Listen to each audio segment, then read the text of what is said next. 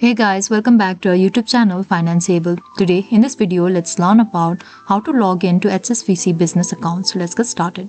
At first, let's get into any browser and search for HSBC business login. And click on this website over here.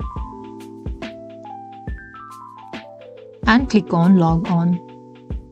Now simply choose which one you want to enter. So business, internet banking. So let's tap on this. Now enter your username. And if you are doing it for the first time, click on activate your account. So simply tap your username now. And if you want yourself to be logged in, simply click on remember me and click on continue.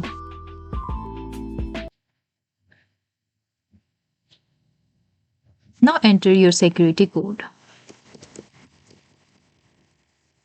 And if you want to log in through the password, you can go on this step as well. Click on this one. And here simply enter your password and click on login. Afterwards, we'll get into HSBC mobile banking interface. So this is all we can do to log in to HSBC. I hope you liked the video. Please do like and subscribe. Thanks for watching.